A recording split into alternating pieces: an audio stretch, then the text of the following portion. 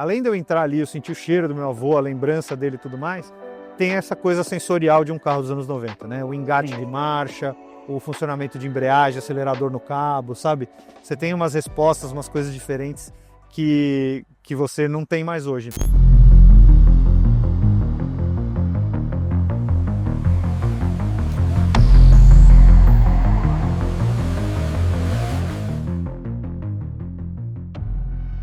Para muita gente, carro não é só um meio de transporte. E se esse é o seu caso, você tá no lugar certo. Essa websérie conta histórias de pessoas e seus carros e como eles se tornaram essenciais em suas vidas. Corações em RPM, onde cada batida conta uma história. Tem carro que é famoso pela ficha técnica e tem carro que tem uma legião de fãs devido à sua história. E o Subaru Legacy é exatamente os dois casos. A Subaru, ela sempre foi uma marca diferente. Ela inovou em 66 ao escolher usar o motor boxer e em 72 decidiu que tração integral seria padrão da marca e logo depois de um tempo viraria opcional, um opcional praticamente obrigatório. E essa teimosia da marca virou identidade. E em 89 essa identidade ganhou forma num carro que mudaria tudo para a marca, o Subaru Legacy. Um sedã pensado para quem gosta de dirigir com confiança e aquele carro que parece grudado no chão, mesmo quando a estrada parecia molhada. E o mundo percebeu isso, inclusive o mundo das competições, e foi com o Legacy RS que Colin McRae venceu sua primeira prova no WRC em 1993. E isso antes do Subaru Impreza Azul de rodas douradas virar pôster de quarto. No Brasil, a Subaru só chegou aqui oficialmente nos anos 90 e o Legacy virou aquele carro importado discreto de gente que sabe o que está comprando em duas carrocerias, sedã e perua. E o carro desse episódio é uma raridade dentro dessa raridade. Um Subaru Legacy GX 1997 com câmbio manual, tração 4x4, motor boxer e na cor azul. Detalhe importante, que só vieram 7 carros iguais a esse para o Brasil. O dono atual, alguém que vive o automobilismo todos os dias, vai te contar o que significa herdar não só um carro, mas parte da sua própria história. Porque alguns carros não passam para um próximo dono, eles passam de geração. Bom, pessoal, hoje eu estou aqui com Lipe Paiga. Para quem não conhece, se apresente, por favor, o que você faz, um pouquinho da sua história. Tudo bem, Fernando? Obrigado pelo convite, em primeiro lugar. É uma honra poder estar aqui com você. Agradeço. Cara, eu sou jornalista, tenho um canal de carro no YouTube chamado Inside Cars, mas eu vim basicamente do jornalismo todas as áreas possíveis. Eu trabalhei com Hard News, no Band News TV, trabalhei na TV Ônibus também, então trabalhei em vários lugares. Tive um programa de carro chamado Oficina Motor. Seu coração vai acelerar. A emoção vai pedir passagem à razão. E definitivamente será difícil resistir à nossa cantada. O mundo dos carros dá muitas voltas. A melhor delas a gente faz no Oficina Motor. Estreia segunda, dia 8, 9 da noite, no Mais Globosat. Eu queria só falar que o Lipe daqui a pouco vai ser onipresente, que ele já tá no YouTube, tá no Globosat, tá no Band Esportes, daqui a pouco em cadeia nacional. Daqui a pouco ele tá começando a imprimir jornal. Sempre gostei de automobilismo. Eu sou comentarista no Band Esportes de automobilismo, além de ser comentarista da NASCAR Brasil, do Endurance Brasil, que são categorias nacionais que eu sou contratado das categorias para ser o comentarista, e também sou comentarista do GT World Challenge Américas, que é uma corrida lá de fora que é bem legal. Como que foi a primeira vez que você tem, assim, de consciência de você olhar e falar, cara, eu acho que eu gosto de carro? Quando eu nasci, o meu pai tinha uma BMW. Legal. Eu nasci em 1981 e meu pai tinha um BMW em 1975. Era um BMW 2002. Então eu me lembro do cheiro, eu me lembro de andar no carro, sabe? Então meu pai tinha loucura por BM. Pequena época corria com Brabham BMW na Fórmula 1. Então...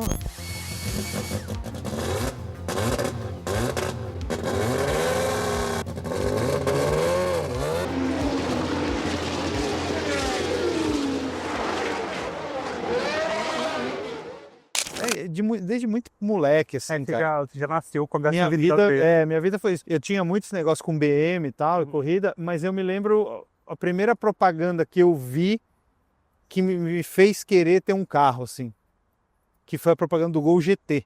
Que legal. Propaganda do Gol GT vermelho. Eu me lembro dele vindo de lado, assim, e eu ficava doido, cara. Isso foi 86? Eu acho que foi até antes, cara. Antes, né? 85, 84, alguma coisa assim. Vivendo essa vida de quem já era apaixonado desde cedo, como que foi o seu primeiro carro e como que foi esse ponto até chegar lá, assim, de você escolher seu primeiro carro e ele ser seu start, assim, nesse mercado? Cara, eu acho que eu não escolhi. Foi um momento diferente, né? A minha família, assim, nunca foi pobre, mas estava passando por um momento de certa dificuldade. O meu avô tinha 2 carros, porque ele tinha uma picape que ele tinha umas casas em Campos do Jordão que ele alugava. Então ele precisava de uma picape para carregar coisas, para levar para lá, para trazer, para comprar lenha, levar. Então ele precisava de uma picape. E ele sempre teve Saveiro. E em 1995 ele comprou uma Ranger. E eu não sei porquê, eu adorei aquele carro de cara. Desde que eu via em revista, porque a gente comprava todas as revistas, via tudo. Então quando meu avô foi, de fato, comprou a Ranger, eu que escolhi a placa. E isso foi em 95, eu tirei a habilitação em 99. Em 99, já em certa dificuldade, ninguém tinha dinheiro para me dar um carro, nem para financiar um carro. Então, o meu avô já não estava fazendo uso da picape como usaria normalmente, e ele já tinha esse carro que está aqui atrás da gente. Então, ele me deu a picape. Era um carro de 12 mil reais na época. Então, ele me deu a Ranger. Então, meu primeiro carro foi uma Ranger americana V6 95, o carro que eu escolhi a placa. E que baita carro, né? Fazia 4 km por litro. É um problema para quem tá começando, tá ruim de grana e começando a dirigir. Carro é um V6 4 litros. Americano. Tipo, numa época onde você tinha carros 1.0 de 50 e poucos cavalos, eu tinha um carro de 162 cavalos. É bizarro. Tocou no assunto. E esse carro aqui, qual que é a história dele para você na sua família? Cara, é muito louco, né? Aí eu volto um pouquinho na história dos carros do meu avô. O meu avô sempre teve carros legais, assim, carros mais caros, tá? Ele sempre teve mais grana. Junto de uma Saveiro muito legal que ele tinha um Santana GLS 2000 já, 89, 2 portas. Legal. Ele não precisava de 4 portas para nada, era só ele. Então ele sempre teve a Saveiro para carregar as coisas de Campos e teve o Santana. O meu pai, em 94, tinha um Tempra 16 válvulas e no dia dos pais, a gente indo almoçar no shopping, meu pai tomou uma batida na traseira. Aí meu pai já ficou desgostoso do carro e meu pai... É a pior coisa para quem gosta do carro, né? Então... Não, e meu pai tava com uma graninha boa na época, tava ganhando bem. Ele falou, cara, vou me dar um presente de novo, eu vou voltar a ter uma BM. Aí ele falou, pô, queria comprar, tal, não sei o que, ele fazia seguro dentro da Regino, que era importadora BMW na época. Os caras fizeram um baita preço no carro na época pra ele. E ele pegou uma 3250 manual. Então, esse Tempra foi arrumado, passou pro meu avô.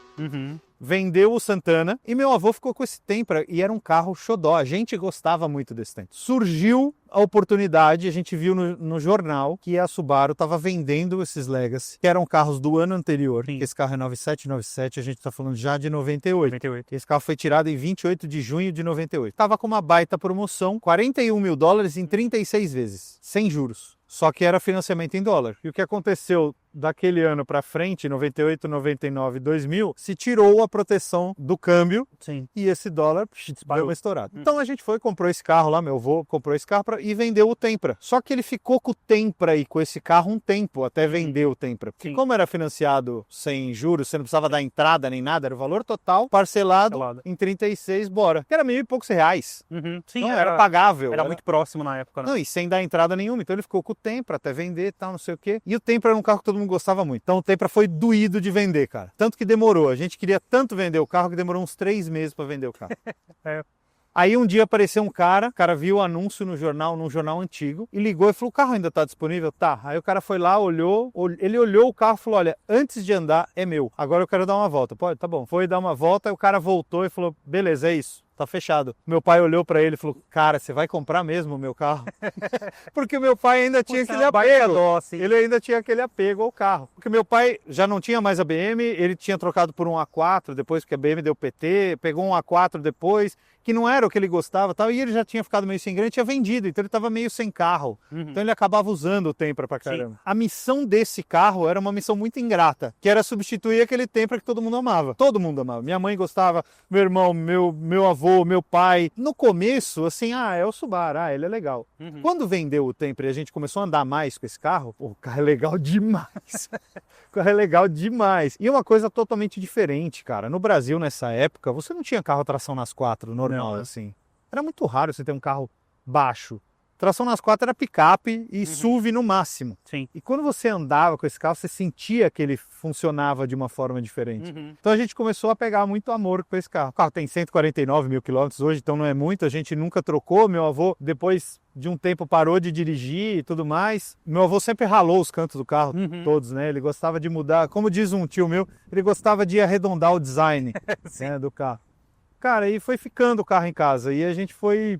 Mesmo ele sem dirigir, aí a gente pegou o carro, mandou arrumar. Cara, virou o nosso xodó, assim. Em 2011, foi um ano especificamente que esse foi meu daily, eu usei ele de daily. Eu tinha uma Alfa 45 quadrifólio que me doía as costas de andar, não sei o quê. Então eu parei a Alfa e fiquei usando esse carro de daily. Histórias aqui, assim, mesmo antes de eu tirar a habilitação, né? Porque esse carro foi comprado em 98, só tirei a habilitação em 99, um ano depois. A minha história automotiva tá muito ligada a esse carro de modo geral, assim. Ele nasceu praticamente junto com você, motorista, né? É isso. Exatamente. Até um pouco antes. Então eu mesmo antes, lá, as nossas casas em Campos lá eram numa estrada de terra. Na estrada que é o Cardê, era ali. Era longe de tudo, não era nada ali. Então você desce ali depois da entrada do Cardê, vira estrada de terra. Você anda 2,5 km para frente, é onde eram nossas casas, que são do Cardê hoje. A gente vendeu para a fundação lá e eles estão reformando tudo. Eles vão fazer hospedaria ali nas casas que eram as nossas, para quem quiser passar um final de semana, imersão no museu, uma coisa muito louca, né? Sim, muito legal.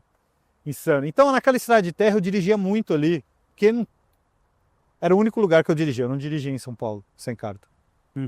Você comentou do carro. Fala um pouco dessa unidade especificamente. O que ele tem de diferente, assim, de mais exclusivo com relação aos outros Legacy que a gente vê aqui até rodando por aí de vez em quando. O grande negócio é que dessa geração que começou em 94, eles trouxeram muito poucos carros e essa geração especificamente, ela tem uma interseção, na verdade uma passada de bastão de quem importava para quem passou a importar. Então tem a passada de bastão do grupo Vicunha para o grupo Caoa. Nessa fase, esse carro foi comprado na Caoa, mas ele foi importado pelo Vicunha. Foi bem na transição mesmo.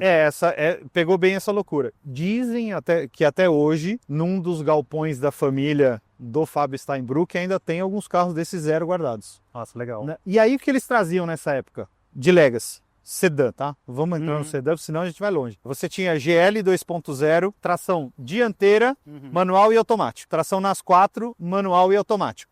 E tinha as peruas também. Sim. GX 2.2, que só foi até 97, 98 não existe mais. GX 2.2, que é esse carro aqui, você tinha só 4x4 e manual e automático. Manuais deste carro, 97 e 97, só fizeram 45 carros para o SPEC Brasil. Então, carros que vieram para o Brasil foram 45 carros desses só. Sendo que neste azul foram 7 carros. Nossa, esse é o carro 1 de 7. Só existe uma cor que só tem uma única unidade, que é o branco. Só o branco só veio um carro. Não sei se esse carro morreu, se ele está vivo. Eu até tentei buscar, mas não consegui encontrar nenhum tipo de informação. Esse é um tipo de carro que se chegassem para você hoje e falassem, eu pago no Pix, você não venderia de jamais. Nem por 20 vezes a FIP. Não dá. Tem história na família. Não dá, cara. Não dá. Foi o último carro do meu avô. O penúltimo carro do meu avô foi o meu primeiro carro. Entendeu? Então, pra mim é uma puta história, porque, como eu te disse, cara, eu vivi tantos momentos nesse carro.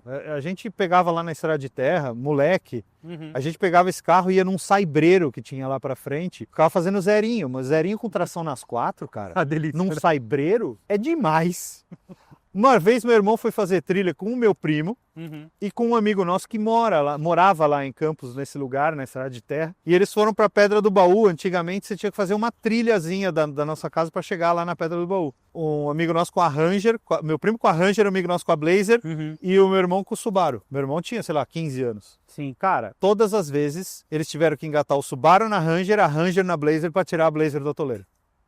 Porque esse carro passava na atoleiro, a Ranger passava na atoleiro, o Blazer não passava. Eu sei que é difícil com um carro com tanta história, mas se você fosse separar, 3 coisas que você mais gosta nesse carro, assim, que pra você é o essencial, assim, Como carro como carro em si. Cara, eu gosto muito de como a suspensão desse carro funciona. Talvez o ponto mais assustador desse carro é você Uhum. passar uma lombada. Uhum. E eu sei porque eu já te levei para dar uma volta e já varei uma lombada e você Sim. entendeu o que é.